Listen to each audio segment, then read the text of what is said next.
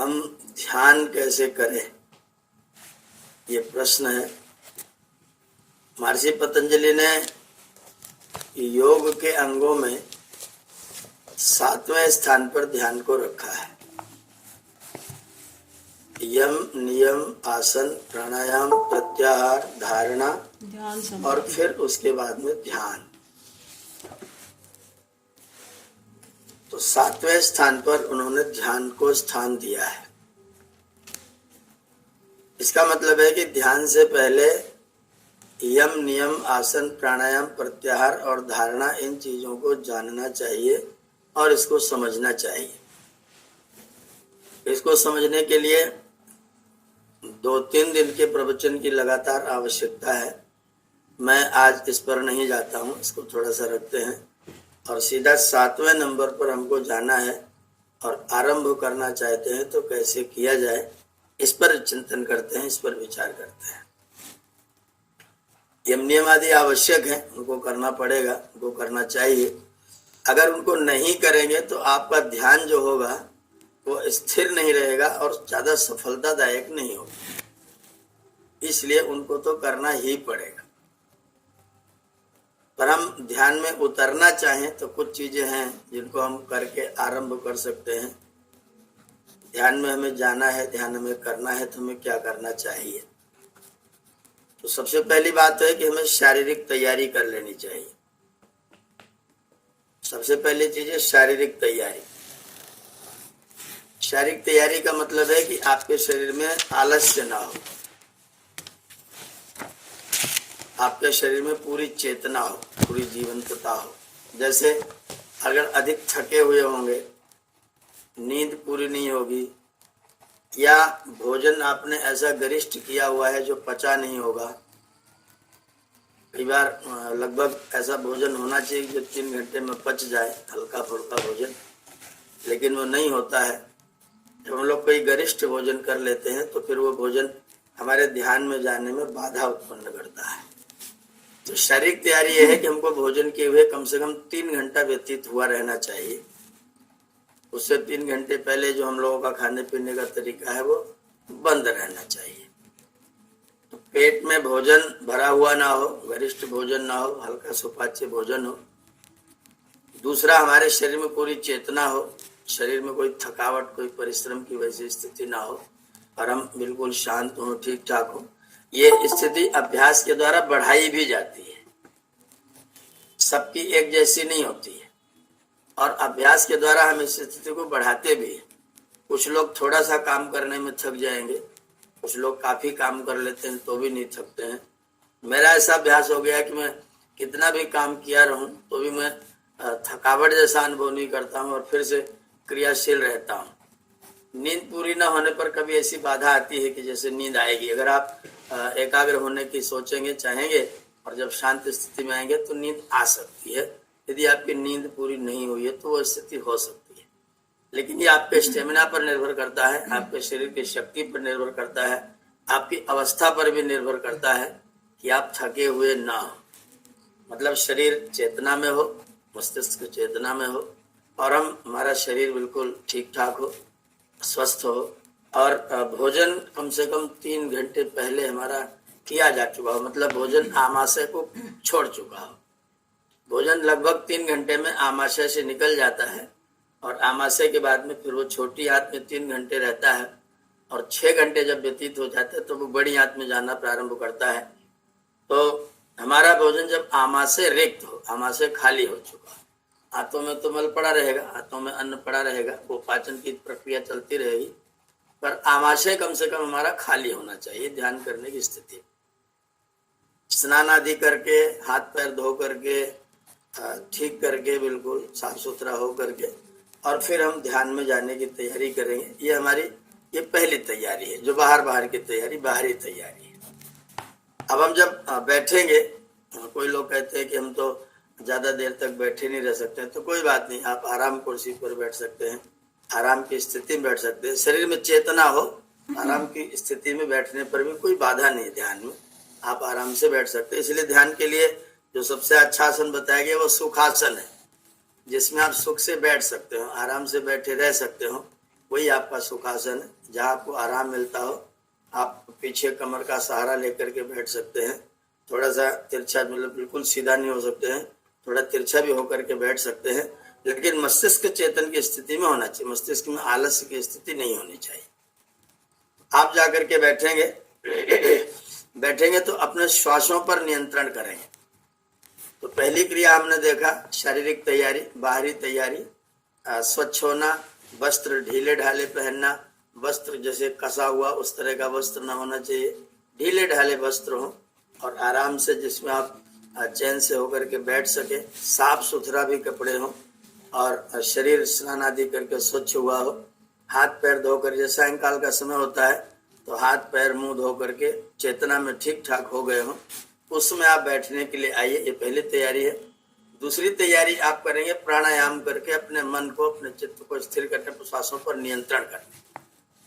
तो प्राणायाम की जो प्रक्रिया है वो हम लोग प्राणायाम बहुत सारे जो बताते हैं व्यायाम वाले प्राणायाम, उसकी जरूरत नहीं है।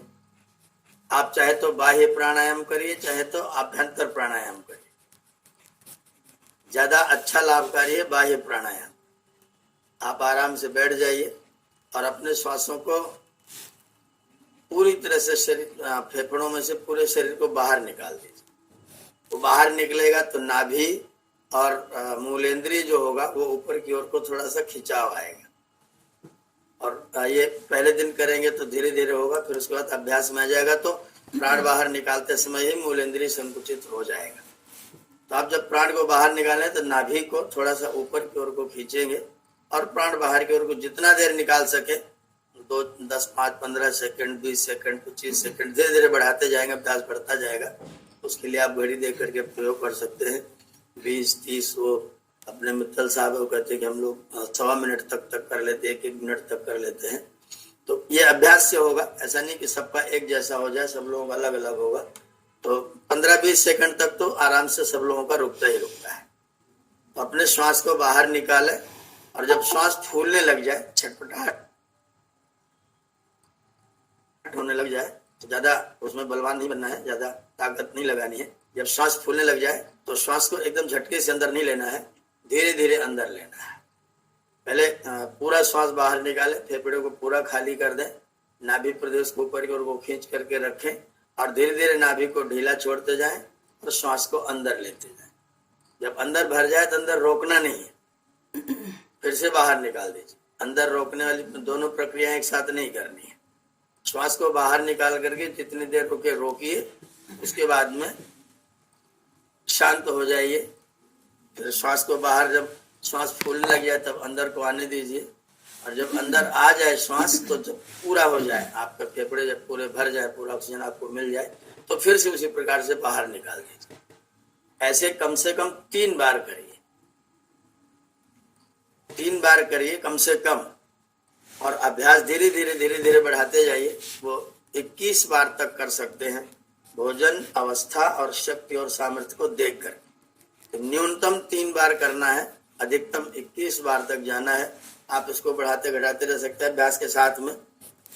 3 बार करें, फिर 1 हफ्ते बाद 5 बार करें, फिर और 1 हफ्ते बाद में 7-8 बार करें। ऐसे धीरे धीरे बढ़ाते जाएं और इसको 21 तक लेकर के जाएं।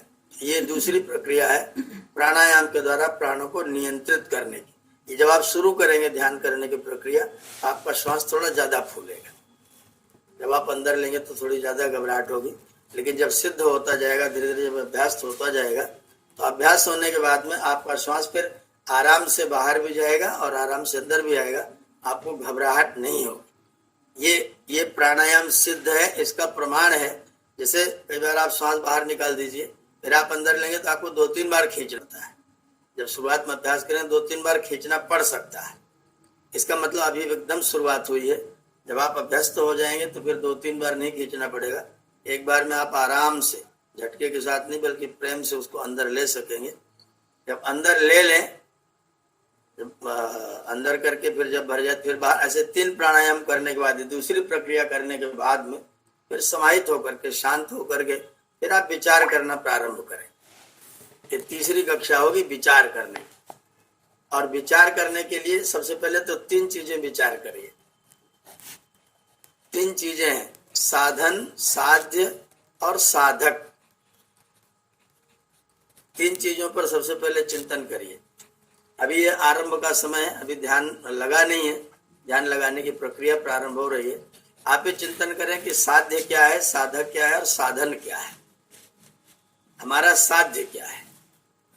हमारे पास में जो सामान्य जनता है, जो ध्यान नहीं करते, जो तपस्या नहीं करते, जो अध्ययन नहीं करते, जो ईश्वरोपासना नहीं करते, उनका तो साध्य पैसा है, मकान है, दुकान है, वो खाली शरीर तक सीमित रहते हैं, लेकिन वास्तव में आत्मा का साध्य वो नहीं है। हमारा साध्य वो नहीं है। इस पर विचार करना है कि हमारा साध्य क्या है। आप चिंतन करें, इस पर गहराई से विचार करें कि हमारा वास्तव में साध्य क्या है, हम किसको सिद्ध करना चाहते हैं। और हमारा साध्य को एक प्रकार से आप लक्ष्य कह सकते हैं। जीवन का लक्ष्य क्या है? हमें जो जीवन मिला है, परमात्मा ने जो हमको प्रदान किया है, इस जीवन का लक्ष्य क्या है? इस जीवन का लक्ष्य साध्य की सिद्धि करना। अब हमें निश्चित करना पड़ेगा कि हमारा साध्य क्या है। तो आपका साध्य क्या है जिसको आप सिद्ध करना चाहते हैं? आपका साध्य है आनंद। आप आनंद को सिद्ध करना चाहते हैं, आपका साध्य आनंद है। और आनंद मिलेगा कहाँ? जब आप चिंतन करेंगे आपको आनंद मिलेगा कहाँ? तो आप संसार की एक एक वस्तु को देखिए, वो वस्तु सुखदायक भी है, दुखदायक भी है। संसार की जितनी भी वस्तुएं हैं, मिल जाने पर सुख मिलता है, मिल जाए, अलभ्य की प्राप्ति हो जाए तो सुख मिलता है। और जब अक्सर वही लगातार प्राप्त रहे तो वही जो प्राप्त वस्तु हमको दुखी करने लग जाती है। जो नहीं प्राप्त है उसको प्राप्त करने के लिए हम प्रयत्न करते हैं, और जब प्राप्त हो जाती है तो कुछ दिन बाद हम उससे वितृष्ण होना शुरू कर देते हैं, फिर हमें खराब लगने लग जाती है। जिसके लिए हम मारा मारी करते हैं, तरसते हैं, झूठ बोलते हैं, फरेब करते हैं, छल करते हैं, कपट करते हैं, उसको प्राप्त करने के बाद कुछ दिन के बाद उससे आपका चित्त भर जाता है, फिर आपको खराब लगने लग जाता है। तो जो आपको कुछ दिन के बाद दुखी करने लग जाता है, इसका मतलब आपका साध्य नहीं है, आप अभी गलत रास्ते पर जा रहे हैं। हमारा साध्य वो है जिसको प्राप्त करके भी आपको कभी दुख ना होने पाए, आपको आनंद ही आनंद हो, आपका आनंद बढ़ता जाए सदैव, वो आपका साध्य है। जब आप बहुत विषय पर बहुत तरीके, बहुत एंगल से आप चिंतन करेंगे आपका साध्य क्या है, तो आपको पता चलेगा। हम लोग एक लाइन में उस बात को कह सकते हैं कि हमारा सबका साध्य ईश्वरोपलब्धि है, क्योंकि आनंद का स्रोत तो वही है। संसार में सुख के स्रोत तो बहुत है, संसार में सुखदायक वस्तुएं बहुत है, आपको सुख भोगने के लिए संसाधन बहुत है, आपके पास विचार बहुत है, लेकिन आनंद देने वाला वस्तु अगर कोई है तो वो ईश्वर ही है। इसलिए हमारा वास्तविक साध्य जो है वो ईश्वर है। ये इसको निश्चय करके अपने मन को दृढ़ता से आपको अभ्यास कर लेना पड़ेगा। और इसको, ये जब ध्यान की प्रक्रिया में आप जाएंगे तो रोज रोज एक बार इस प्रक्रिया में 2, 4, 5 मिनट लगाइए कि हमारे जीवन का साध्य क्या है, हमारे जीवन का लक्ष्य क्या है। क्या हम अपने लक्ष्य, अपने ईश्वर को, अपने आनंद को, अपने आनंद की प्राप्ति को लक्ष्य समझ रहे हैं, या अभी तक हमारा लक्ष्य संसार ही है। आप देखेंगे मंदिर में पूजा करने के लिए जाते हैं, भगवान का भजन करने के लिए जाते हैं, आज जाते हैं, हम पूछते हैं कहाँ जा रहे हैं, बोलते हैं हम दर्शन करने जा रहे हैं। लेकिन जब वहां जाते हैं बैठ करके तो फिर नौकरी मांगना शुरू करते हैं, मकान मांगना शुरू करते हैं, स्वास्थ्य मांगना शुरू करते हैं। तो अपने साध्य को कहाँ खोजा? अभी तो आपका साध्य स्वास्थ्य ही हो रहा है, अभी आपका साध्य नौकरी हो रहा है, अभी आपका साध्य कुछ और हो रहा है, तो फिर आप ईश्वर की ओर तो नहीं जा रहे हैं। इसका मतलब अभी हमको पता ही नहीं कि हमारा वास्तविक साध्य क्या है। और बहुत आनंद की बात है कि वो ऐसा साध्य अगर वो मिल जाए, अगर उसकी शरण मिल जाए, उसकी कृपा मिल जाए, तो दुनिया में और सिद्ध करने को कुछ बचता भी नहीं। किसी व्यक्ति को कितना ही धन, कितनी संपदा, कितनी पद प्रतिष्ठा प्रदान कर दीजिए, कितनी भी दे दीजिए, और उससे पूछिए अब तो तुम्हें कुछ नहीं चाहिए। किसी को कितना भी धन दे दिए, उसके बाद पूछिए अब तो तुम्हें कुछ नहीं चाहिए, तो यानी ये तो चीज तो रहेगी, वो तो ये चीज चाहिए, अभी तो मेरे को ये चाहिए, अभी तो आपसे मुझे ये भी लेना है। तो ये चीज कभी भी आपको संतुष्टि देने वाली नहीं है, और चाहिए होता है। तो इसका मतलब है कि वो आपका साध्य नहीं है, और वो कभी सिद्ध हो भी नहीं सकता। आपको कहीं मिल गया तो आपसे छूट जाएगा, बिखर जाएगा, आपके प्रयोग में नहीं आ पाएगा, और एक न एक दिन आपका साथ जरूर छोड़ करके चला जाएगा। तो पूरे तर्क वितर्क के साथ, पूरी निष्ठा के साथ, पूरी श्रद्धा के साथ आपको अपने चित्त में सबसे पहले अपने चित्त को यह समझा देना है कि तुम्हारा साध्य एकमात्र ईश्वर है। उसके अलावा ये जो संसाधन है सारे जगत के, वो उसके प्राप्त होने पर ये सारे साधन तुमको प्राप्त हो जाते हैं। इसलिए अपने मन को दृढ़ता से निश्चय करवाइए कि मेरा साध्य ईश्वर है और मेरा साध्य उसके द्वारा दिया जाने वाला आनंद है। मैं उसको प्राप्त करूंगा और आनंद को प्राप्त करूंगा। जीवन की सारी वस्तुएं जो प्राप्त होती हैं वो जब तक प्राप्त नहीं है तब तक सुखदायक है। जब तक प्राप्त नहीं है तब तक सुखदायक है। हमारे पास संगमरमर का मकान नहीं है तो जब मिल गया तो हम बड़े सुखी होते हैं। उसी संगमरमर में जब हमें पैर में ठंडक लगने जाती है फिर हमको कालीन की आवश्यकता पड़ने लग जाती है। और उस मकान में रहते जब हम किसी और के मकान में जाते तो हमें उसका मकान अच्छा लगने लग जाता है। तो जिसको प्राप्त करके आप सुख सोच रहे थे वो वास्तव में सुख नहीं है, वास्तव में आपका साध्य नहीं है। क्योंकि जब तक जो वस्तु प्राप्त नहीं है तभी तक वो आपको प्रिय लगती है। प्राप्त होने के बाद वो चीज फिर आपको खराब लगने लग जाती है। तो जो वस्तु प्राप्त होने के बाद कुछ समय रहने के बाद आपको बेकार लगने लग जा रही है, इसका मतलब अभी वो साध्य नहीं है, वो आपका साधन मात्र है। तो आपको ये चिंतन करना है कि मेरा साध्य क्या है। इसमें आप 5 मिनट, 7 मिनट, 10 मिनट तक आप अपना समय लगाइए कि मेरा वास्तविक साध्य क्या है और वस्तुओं से तुलना करके देखिए। मैं मकान बहुत बड़ा प्राप्त कर लूँ तो क्या मैं सुखी हो जाऊंगा, क्या मैं आनंदित हो जाऊंगा? आपके अंदर से उत्तर आएगा नहीं। मकान बहुत बड़ा हो जाएगा तो झाड़ू लगानी पड़ेगी। इतने बड़े मकान में झाड़ू लगाएंगे, नौकर चाकर रखेंगे झाड़ू लगाने के लिए, तो उनका सुपरविजन करना पड़ेगा, उनको पैसा देना पड़ेगा। तो बड़ा मकान हो जाए तो भी मैं सुखी होने वाला नहीं। उसका मतलब बड़ा मकान मेरा साधन नहीं है, बहुत सारा धन भी मेरा साध्य नहीं। मेरा साध्य आनंद है और मेरा साध्य ईश्वर है। क्योंकि ईश्वर की कृपा की प्राप्ति के बाद में फिर मुझे संतुष्टि होती है। और जब मेरे पास में संतोष हो जाता है, जो अभी मैं कह रहा था कि योगांगों का अनुष्ठान करना पड़ेगा, आप नियमों का पालन करेंगे तो संतोष दूसरा नियम है। ईश्वर की कृपा से आपको संतोष की प्राप्ति होगी और जब संतोष की प्राप्ति होगी तो आपको कुछ भी आवश्यकता नहीं होगी और आपके पास सब कुछ होगा। तो ईश्वर की कृपा प्राप्त करना हमारा सबसे बड़ा साध्य है। ईश्वर हमारा सबसे बड़ा साध्य है, मोक्ष हमारा सबसे बड़ा साध्य है। उस प्रभु की कृपा से प्राप्त होने वाला आनंद मेरा बहुत बड़ा साध्य है। इस बात को विचार करके, चिंतन करके अपने मन को समझाइए। ये तीसरी कक्षा है।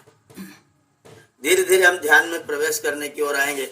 हमने अपने चित्त को, अपने मन को समझा लिया कि बेटा तेरा साध्य प्रभु है, तेरा साध्य ईश्वर है, तेरा साध्य आनंद है, तेरा साध्य मोक्ष है। ये जगत तेरा और कुछ है लेकिन साध्य तेरा भी नहीं है, इसलिए साध्य नहीं है। आप लोग अनुभव करेंगे। एक बच्चा मान लीजिए पूर्व जन्म के कर्मानुसार एक बहुत बड़े घर में, बहुत बड़े सेठ के बहुत प्रतिष्ठित घर में पैदा हो गया, तो उसको तो पूरा सब मकान वकान, गाड़ी घोड़ा जो हम चाहते हैं, जिसको हम साध्य समझ रहे हैं, वो तो उसको पैदा होते ही मिल गया। तो फिर तुमने साधन करके उसको क्या प्राप्त किया? इसका मतलब है कि वो साध्य तो तुमको ईश्वर की कृपा से जन्म के साथ भी प्राप्त हो सकता है। तो उसके लिए परमात्मा ने जन्म थोड़ी दिया तुम उसी को प्राप्त करो। ईश्वर ने जन्म दिया है कि तुम ईश्वर को प्राप्त करो। ईश्वर ने जन्म इसलिए नहीं दिया कि आप ईश्वर के संसार को प्राप्त करने की चेष्टा करो। ईश्वर ने जन्म दिया है ईश्वर को प्राप्त करने के लिए। श्रेष्ठतमाय कर्मण आप्यायत्व, श्रेष्ठतम कर्म के लिए परमात्मा ने हमको प्रदान किया है। तो हम तो संसार को ही साधते हैं। हम उस नन्हे से बच्चे जो आज ही पैदा हुआ है, उसके घर में गाड़ी है, उसका बहुत बड़ा घर है, उसके घर बहुत नौकर चाकर है, उसने सब सिद्ध कर लिया, तब तो बहुत बड़ा योगी हो गया। इसका मतलब है कि आपका बड़ा भारी मकान, बहुत बड़ा पैसा आपका साध्य नहीं है, क्योंकि जन्म के साथ भी किसी को प्राप्त हो जा रहा है। हमारे बड़े होने के बाद हमारा साध्य कम से कम वो तो नहीं जो हमको जन्म से प्राप्त हो जाता है, तो उसको छोड़ना है। हमें उसको प्राप्त करना है जिसको प्राप्त करने के लिए हमने जीवन धारण किया है। तो अपने चित्त को सबसे पहले समझाना है कि मेरा साध्य मोक्ष है, मेरा साध्य ईश्वर है, मेरा साध्य आनंद है, दुनिया की सारी चीजें और कुछ है। जब आपको ये तय हो जाए, आपका मन ये स्वीकार कर ले कि मेरा साध्य ईश्वर ही है, तब फिर आप दूसरी स्थिति में आइए। अब आप विचार करिए, इस साध्य को सिद्ध करने के लिए मुझे साधनों की आवश्यकता पड़ती है। साधन क्या है? आपके पास साध्य को सिद्ध करने के लिए साधन क्या है? तो जो आप साधन ढूंढेंगे तो आपकी दृष्टि बहुत दूर तक जाएगी। आप साधन ये प्रश्न ही करेंगे तो आपकी दृष्टि बहुत दूर तक जाएगी। क्या क्या साधन है? बीमार हो गए तो दवाई साधन है, भूख लगी तो भोजन साधन है, ठंड लगी तो कपड़े साधन है, नींद आ गई तो बिस्तर साधन है, जो प्यास लग गई तो पानी साधन है, वायु पसीना आ रहा है, गर्मी हो रही है तो अच्छा वायु शीतल वायु साधन है, ये भी सब साधन है। और थोड़ा सा बाहर से थोड़ा और अंदर आइए, और अंदर आइए, अपने हाथ पैर आंख नाक कान सिर से लेकर के पैर तक आइए। ये साध्य है कि साधन है? अब आधी से ज्यादा आबादी संसार के बहु प्रतिशत लोग, अधिकांश प्रतिशत लोग शरीर को साधन समझते हैं। खाओ पियो मौज करो, खा पी लिया वही शरीर को लगेगा। खाना पीना, दुकान चलाना, नौकरी करना, रिटायर के बाद फिर नौकरी करना, फिर एक दूसरी दुकान खोल देना, फिर और के लिए करवा देना, फिर बच्चों को करवा देना, फिर अपने करते रहना, फिर एक दिन चले जाना। ये साधन तो नहीं था। और साधन जो बाहर वाला था वो साधन था, लेकिन काम चलाने के लिए था। भूख लगी तो खा लिया, अब उसके बारे में क्यों विचार करना, उसके बारे में क्यों सोचना, खा लिया, अब काम खत्म हो गया, भोजन हो गया, समाप्त हो गया।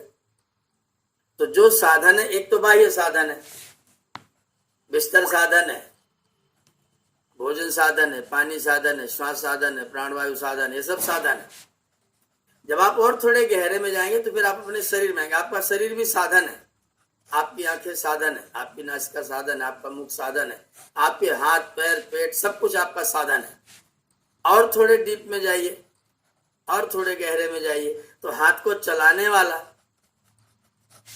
हाथ को चलाने वाला भौतिक दृष्टिकोण से आपका ब्रेन है, आपका मस्तिष्क है, ये भौतिक दृष्टिकोण से है। आध्यात्मिक दृष्टिकोण से और अंदर आइए तो इस सबको चलाने वाला आपका मन बुद्धि चित्त अहंकार, ये अंतःकरण चतुष्टय है। अब आप देखेंगे कि जन संसार का जो भी संसार, पूरा ब्रह्मांड आपका साधन है। ये संसार आपका साधन है।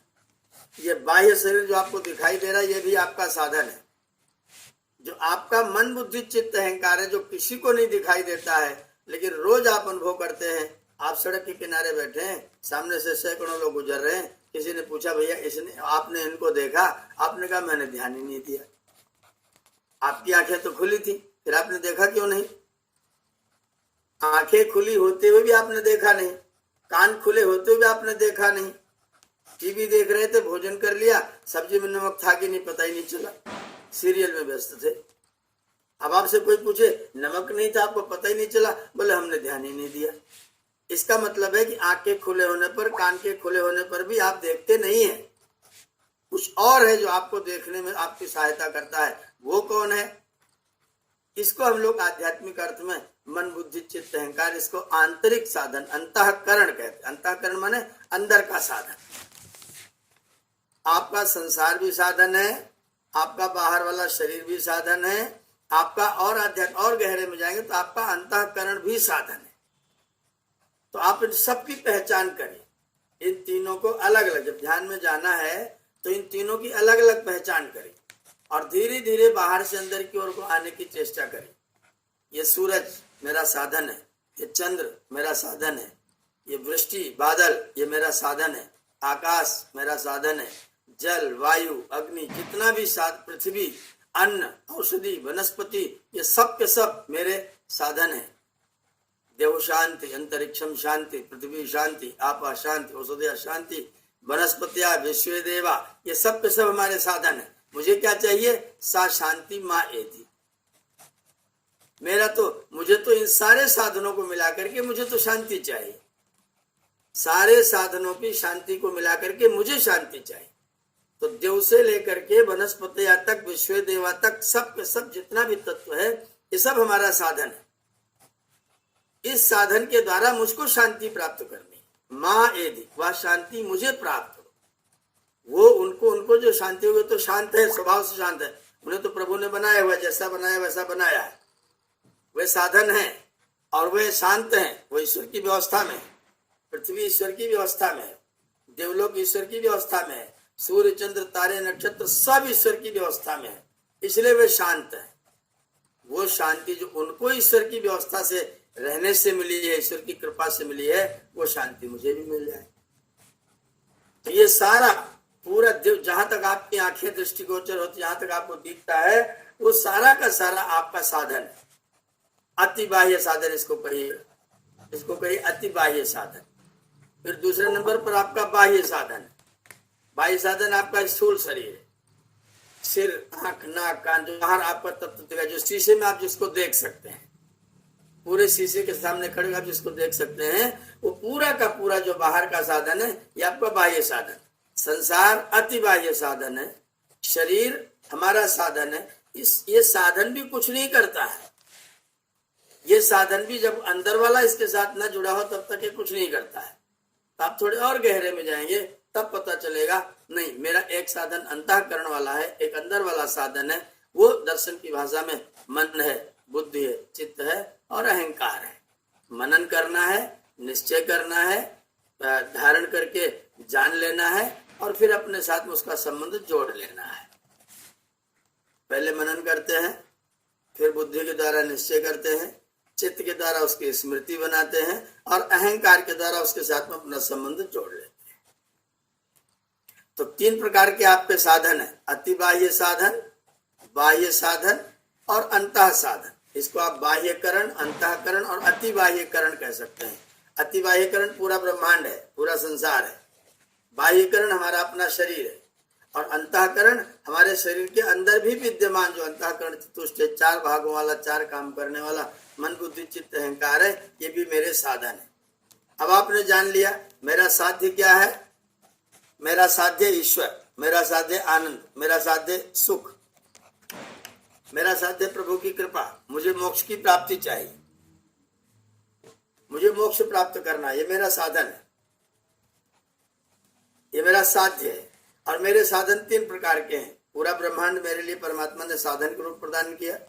मेरा शरीर मेरे साधन के रूप में है और मेरा अंतःकरण मेरे साधन के रूप में है। आप तीनों साधनों का निश्चय कर लीजिए। ये शरीर मेरा साधन है, मेरा मन मेरा साधन है और ये पूरा संसार मेरा साधन है। आपने साध्य का निर्णय कर लिया, आपने साधन का निर्णय कर लिया। अब आप तीसरे नंबर पर आइए और साधक के विषय में सोचिए। साधक कौन है? साधक मैं हूं। इस मैं को सबसे अलग करिए। इस मैं को पहले शरीर से अलग करिए, बाहर के शरीर से अलग करिए। प्रायः संसार में हम लोग शरीर को मैं समझते हैं, मैं को शरीर समझते हैं, लेकिन शरीर में नहीं है। इसका निर्णय करना हो तो अपने सिर से अपने मन को सिर के पास ले जाना शुरू करिए और इस पर हाथ रख करके देख लीजिए कि मैं सिर हूं कि मेरा सिर है। आपके व्यवहार में मेरा सिर है। आप सिर पर हाथ रख के नहीं कहते कि मैं हूं, आप कहते हैं मेरा सिर है, ये मेरी चोटी है, ये मेरे बाल हैं, ये मेरा मस्तक है, ये मेरी भौं है, ये मेरी आंखें हैं, ये मेरी नासिका है, ये मेरा मुंह है, ये मेरी दाढ़ी है, ये मेरा गला है। मेरा मेरा मेरा करते चला जा रहा है, मैं तो नहीं बताया कहीं भी। इसको बार बार अभ्यास में लाना पड़ेगा, बार बार अभ्यास में लाइए। ये मेरा है, ये मेरा है, ये मेरा है, मैं नहीं हूं। पैर से शुरू करेंगे, पैर के अंगूठे शुरू करेंगे। अंगूठा मेरा है, मैं नहीं हूं। नाखून मेरा है, मैं नहीं, मेरे नाखून बहुत बढ़ गए हैं। नहीं कहते कि मैं नाखून बढ़ गया हूं। हमारा व्यवहार में मेरा नाखून बढ़ गया है। मेरे पैर, मेरा घुटना, मेरी जंघाएं, मेरी कमर, मेरा पेट, मेरी छाती, मेरा हृदय, और हृदय पर हाथ रख करके मैं बोलता हूं मैं। ऊपर से शुरू करिए, मेरा मेरा ढूंढते जाइए। नीचे से शुरू करिए, मेरा मेरा ढूंढते जाइए और दोनों तरफ आपको मेरा मेरा मिलेगा। एक ही जगह आप कह पाएंगे मैं। जहां आप मैं होते हैं वहां अनुभव करिए कि यहां मैं हूं और ये मैं मेरे शरीर से अलग हूं। मेरे जो बाह्य शरीर है ये मैं नहीं हूं और मन भी मेरा मन, मेरी बुद्धि। हे परमात्मा, मेरी बुद्धि को सन्मार्ग पर चलाना। इसका मतलब मैं बुद्धि नहीं हूं, मैं मन नहीं हूं, मैं बुद्धि नहीं हूं, मैं चित्त नहीं हूं, मैं अहंकार नहीं हूं, मैं कुछ और हूं जो मन, बुद्धि, चित्त, अहंकार से भी अलग है। ये जो स्वाद लेता है वो मैं नहीं हूं। ये जो रूप देखता है वो मैं नहीं हूं। ये कान है जो सुन रहा है और ये कान है वो मेरा साधन है। इन सारे साधनों से मैं अपने साध्य को सिद्ध करने चला हूं। इन सारे साधनों से, बाह्य संसार से लेकर के आपकी चेयर कुर्सी आसन से लेकर के आपके बाह्य शरीर से लेकर के आपके मन बुद्धि चित्त अहंकार तक, इन सारे साधनों के द्वारा मैं साधक जीवात्मा अपने साध्य परमात्मा को सिद्ध करने जा रहा हूं। मैं साधक परमात्मा, मैं साधक जीवात्मा अपने साध्य परमात्मा को अपने बाह्य साधनों, अपने अति बाह्य साधनों और अपने अंतः साधनों से उस साध्य को सिद्ध करने के लिए जा रहा हूं। इसलिए मैं ध्यान में जा रहा हूं। ये आपकी चौथी, पांचवी और छठी कक्षा है। निरंतर चिंतन करिए कि मेरा साध्य क्या है, फिर चिंतन करिए मेरा साधन क्या है, और फिर चिंतन करिए कि मैं साधक हूं। मैं साधक हूं तो मेरा जो साधन है उस साधन को ठीक करना मेरा नैतिक उत्तरदायित्व है।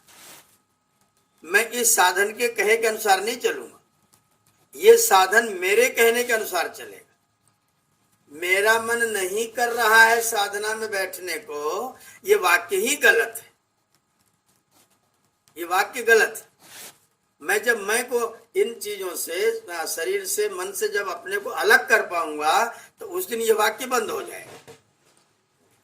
उस दिन वाक्य हो जाएगा मैं अपने मन से ये करवा नहीं रहा। फिर आप स्वामी होंगे, फिर आप मालिक होंगे।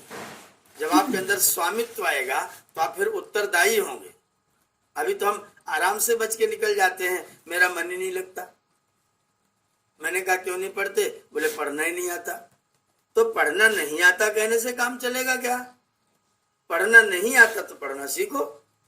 पढ़ने के लिए जो क्रिया प्रक्रिया करनी चाहिए वो करो। तुम ये कह के नहीं निकल सकते कि मेरा मन नहीं लगता, मुझे तो भगवान ने इसके लिए बनाया ही नहीं है। ये सारे वाक्य झूठे हैं।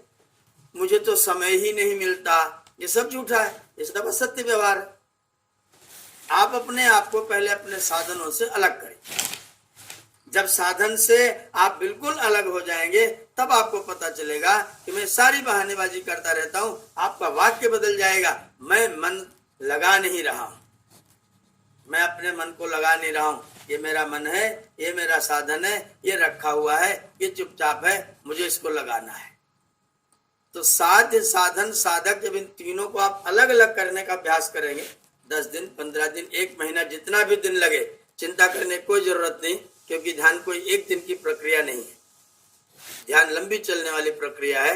आप इस पर बिल्कुल दृढ़ निश्चय कर दें कि मेरा साध्य मेरा प्रभु है, मेरा परमात्मा है, मेरा साधन, मेरा सब ब्रह्मांड से लेकर के मेरे अंतःकरण तक सब मेरे साधन है। और इन साधनों के द्वारा मैं साधक अपने साध्य को सिद्ध करूंगा, करूंगा और करूंगा।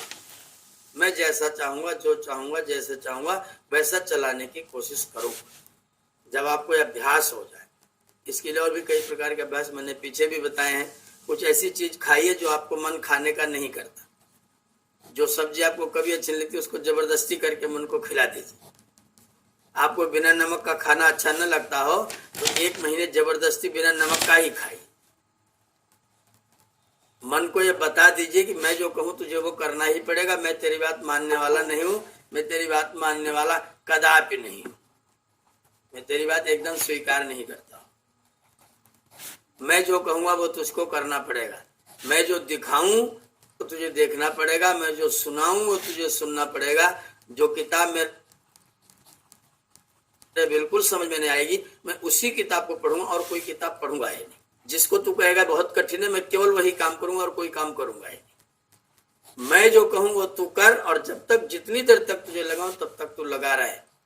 जब आप ये अभ्यास कर लेंगे कि मैं साधक हूं और ये सब मेरे साध्य हैं, तो आपको ये स्थिति प्राप्त होगी।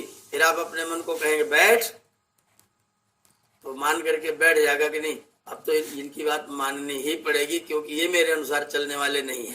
आप कल्पना करें, आपके मन में आता है चलो संध्या करते हैं, फिर पीछे से एक भावना क्या आती है, आज मन नहीं लग रहा है, आज तो आप अभी तो भोजन किए हैं, अभी तो संध्या करने का कोई मतलब ही नहीं है, अभी कैसे बैठेंगे, तो यहाँ तो बहुत शोरगुल हो रहा है, सब लोग तो विवाह शादी में व्यस्त हैं, मैं कहाँ संध्या करने के लिए बैठ जाऊं। आज तो मुझे, अभी तो मुझे बाजार जाना है, अभी तो मुझे ये सामान लाना है, रोहित मुझे ये काम करना है, आपके मन में अंदर से आवाज आ रही, आत्मा कह रहा है मुझे संध्या करनी है, लेकिन आपका मन कह रहा नहीं अभी तो बाजार जाना है। फिर आप संध्या करने बैठते बाजार जाने बैठते हैं। प्रायः हम मन की बात मान लेते हैं और चलो चलते हैं। अभी तो चाय पीने का मन कर रहा है, एक तरफ संध्या करने का मन कर रहा है, चलो चाय पी के फिर संध्या कर लेंगे, संध्या तो होती रहती है, चाय क्या पता मिली न मिली। कैसी दरिद्रता है, मैं इसको दरिद्रता समझता हूँ, मैं इसको दरिद्रता कहता भी हूँ। ये मानसिक दरिद्रता है। भर्तृहरि ने कहा है सही बहुत दरिद्रो यस्य तृष्णा विशाला, जिसकी तृष्णा ही हमेशा बनी रहती है वो वास्तव में दरिद्र होता है। तो जब अपने मन की बात मानना शुरू करते हैं, विकल्प पैदा करेगा, उसका स्वभाव है उसके, क्योंकि संकल्प विकल्प आत्मक मन है, उसका स्वभाव है संकल्प और विकल्प करना। अगर आपने उसको संकल्प न दिया, अगर आपने अपनी दृढ़ता न दिखाई, अगर आपने अपने आप को स्वामी न सिद्ध किया, तो फिर आपको विकल्प देगा। विकल्प बाजार जाने का होगा, मेला देखने का होगा, रिश्तेदारों को आने का होगा। रिश्तेदार आ गए, चलो भाई आप लोग भी आ गए, आओ आज सब मिल के बैठ के संध्या करते हैं। हम क्या सोचते हैं, अब रिश्तेदार आ गए, इनका खाना पिलाना खिलाना सुलाना करते हैं, न अपन करते हैं न उनको कहते हैं। रिश्तेदारों के आने के मारा मैं अपना काम छोड़ रहा हूं, और ये मैं नहीं छोड़ता हूं, ये मेरा मन मुझसे करवाता है। क्यों? क्योंकि मैंने अपने मन को अभी तक अपने आप को स्वामी सिद्ध नहीं किया है। तो जो प्रक्रिया मैंने बताई है 3 चीजों को पकड़ने की, साध्य को अलग करके छांटिए, साधनों को अलग करके छांटिए, और साधक जीवात्मा को अलग करके छांटिए। अपने आप को अलग कर लीजिए साधनों से, अपने आप को अलग कर दीजिए साध्य से। साध्य मेरा प्रभु है, मैं बीच में खड़ा हूं, मेरा साधन पूरा ब्रह्मांड है, ये ब्रह्मांड कदापि मेरा साध्य नहीं है। अभी तो सारा संसार तो साध्य में जुटा हुआ है, साध्य मैंने संसार में जुटा हुआ है।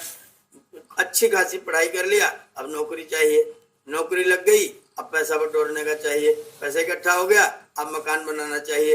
अब मेरा मकान बन गया, अब मैं रह रहा हूँ, अब मुझे दूसरा मकान चाहिए क्योंकि ये मकान छोटा पड़ रहा है। अब मुझे इससे और अलग वाला प्लाट खरीदना है, अब मुझे इसकी और चीजें करनी है, अभी मुझे दुकान करनी है, अभी तो मेरे बेटे कुछ नहीं कर रहे, इनके लिए भी कुछ करना है। और बस बिखरते बिखरते बिखरते हम अपने साध्य से इतना दूर हो जाते हैं कि बैठते हैं ध्यान करने के लिए, बैठते हैं साधना करने के लिए, और श्रीमान जी वहीं जाते हैं जहां हम दिन भर उनको लगा करके रखते हैं। जब भी हमको ध्यान में जाने की प्रक्रिया है तो आपको यहीं से प्रारंभ करिए। सबसे पहले अपने शरीर का बाह्य शोधन करिए, शुद्ध हो जाइए, चेतन हो जाइए, सावधान हो जाइए। उसके बाद में प्राणायाम 3 या 21, 3 से लेकर के 21 के बीच में जितना चाहे उतना प्राणायाम कर लीजिए, अपने मन को स्थिर करिए, और उसके बाद फिर इन तीनों को विचार करके, चिंतन करके, खूब तर्क वितर्क करके, खूब प्रमाण दे करके आप इस तर्क में घुसेंगे तो आपको पता चलेगा कि वास्तव में मेरा साधन क्या है। और मैंने आपको बताया पूरा ब्रह्मांड देवलोक के सूरज से लेकर के और शुक्र तारा ध्रुव तारा से लेकर के और आपके मन तक, वहां से लेकर के यहाँ तक सब पे सब आपके साधन है। देव शांति मंत्र को इसमें ध्यान कर लीजिए। देवहु मेरे लिए साधन है, अंतरिक्षम मेरे लिए साधन है, पृथ्वी मेरे लिए साधन है, ये सारा पूरा शांति पाठ मेरे लिए साधन है। सा शांति मायेधि, ये मेरा साध्य है। वह शांति मुझे चाहिए, वो शांति मैं लेना चाहता हूं, वो शांति ईश्वर के पास से मुझको प्राप्त हो जाए, ये मेरा साध्य है। तो साधन, साध्य और साधक, इन तीनों को खूब विचार पूर्वक अच्छा समय लगा करके आप इसमें आप घबराहट नहीं होगी, आपको नहीं लगेगा मेरा मन नहीं लग रहा है। इन चीजों को सोचने में आपका मन लंबी दूर तक लगेगा। इस मन को लगा करके रखिए और अपने साध्य साधन साधक को अलग कर लीजिए। जब ये तीनों अलग हो जाए और आपको पता चल जाए कि अब मैं स्वामी हूं, मैं मालिक हूं, और मैं मालिक हूं मेरे साधनों का, और मेरे साधन मुझको इसलिए मिले जिससे मैं साध्य की सिद्धि करूं। साधनों को सिद्ध करने के लिए मुझे साधन नहीं मिले हैं। साइकिल, कार, गाड़ी, कपड़े, इसके लिए नहीं मैं अपने कपड़ों में जुटा रहूं, कपड़ों को धोऊं, पोंछूं, साफ करूं, उनको बिछाऊं, उनको बिछा उनके ऊपर लेटा रहूं, फिर धोऊं, फिर साफ करूं। इसके लिए हमको कपड़े नहीं मिले। कपड़े मिले शरीर को ढकने के लिए, उनका काम खत्म हो गया। साधन आपको साध्य की ओर ले जाकर के उनका काम खत्म। तो जो साधन आपको साध्य की सिद्धि में जितनी दूर तक जाने के लायक हो, उसको उतनी दूर तक ले लीजिए, उसके बाद उसे छोड़ दीजिए। उतने ही साधन की प्राप्ति करिए जितने इसका नाम अपरिग्रह है। जो हमारे योगांगों में अपरिग्रह है वो इसी का नाम है कि मेरे लिए कितने साधनों की आवश्यकता है, मुझे साधन कितने चाहिए। और किन साधनों से मेरा कल्याण हो जाएगा, मेरे साध्य की सिद्धि में किन साधनों से बाधा नहीं होगी। मैं वो साधन क्यों लाऊं जो मेरे साध्य से मुझको भटका दे।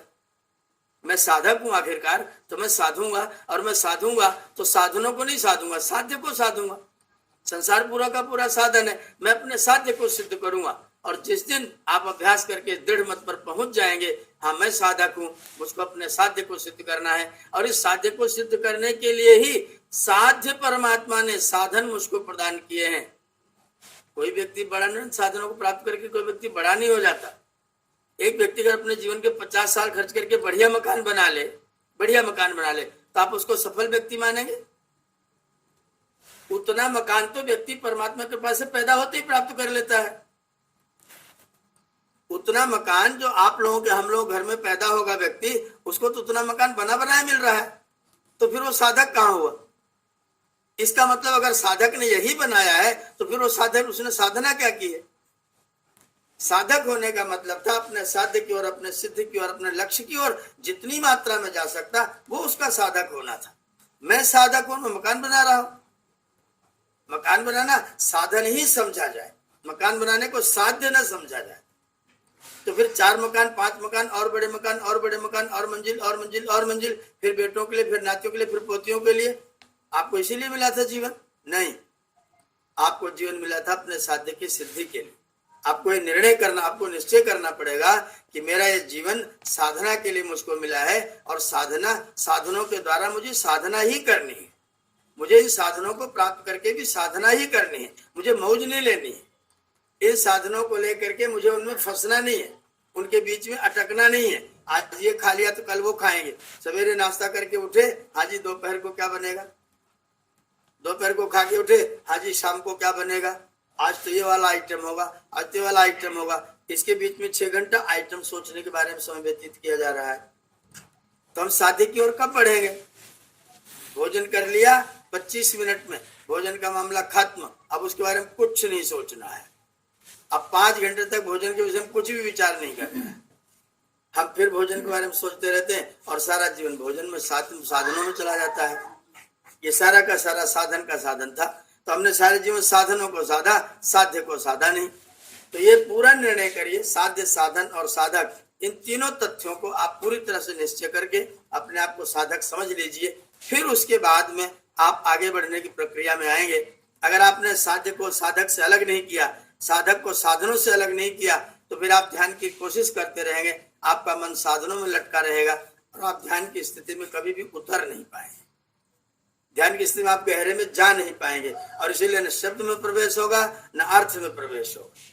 फिर आपके प्रवेश के सारे दरवाजे, सारे के सारे द्वार बंद मिलेंगे। तो पहला, शरीर को तैयार करना, शुद्ध करना, पवित्र करना, चेतनावान बनाना। दूसरा, प्राणायाम करना।